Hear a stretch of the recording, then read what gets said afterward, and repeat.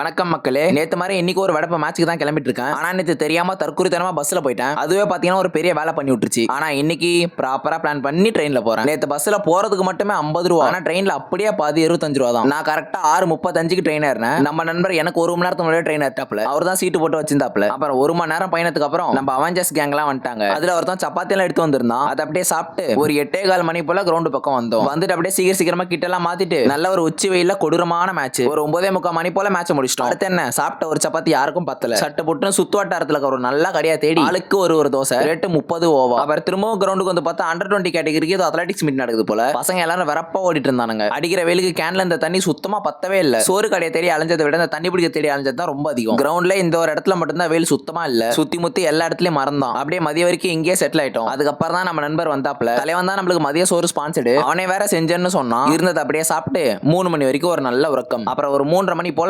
Evening session ஆரம்பிச்சது. ஸ்ட்ரெச்சிங்லாம் முடிச்ச அப்புறம் கொஞ்ச நேரத்துக்கு 1 டச் 2 டச்ல எல்லாம் மங்கி ஆடிட்டு அதுக்கப்புறம் அண்ணன் பாருங்க ஒரு மேட்ச் 4 மணில இருந்து 6:30 மணி வரைக்கும். கரெக்டா 6:50க்கு எங்களுக்கு ட்ரெயின். 6:40க்கு தான் கிரவுண்ட்ல இருந்தே கிளம்புறோம். அப்புறம் தெய்வம் மாதிரி ஒரு அண்ணன் வந்தாரு. எங்கப்பா இந்த வழியில போறீங்க? ரயில்வே ஸ்டேஷன் போறீங்க? நானும் அந்த வழியில தான் போறேன். வந்து வண்டியில இருக்கவங்கன்னு ஏத்திட்டாரு. அப்புறம் போயிட்டு அண்ணனுக்கு ஒரு நன்றியை சொல்லிட்டு சட்டை போட்டுன்னு போனோம். நல்ல வேலை எங்க நேரம் பார்த்தா அன்னைக்கு ட்ரெயின் 5 நிமிஷம் தாமதம். ட்ரெயின் வந்த அப்புறம் ட்ரெயினும் ஏறிட்டேன். நம்ம வாழ்க்கையில இன்னைக்கு ஒரு அற்புதமான நாள். ஓகே மக்களே, இது விடைபெறும் நேரம். பசங்க எல்லாருக்கும் ஒரு பாய் சொல்றேங்க. இன்னைக்கு அவ்வளவுதான். நாளைக்கும் மறக்காம வந்துருங்க. அது வரைக்கும் தொடர்பில் இருக்கவும்.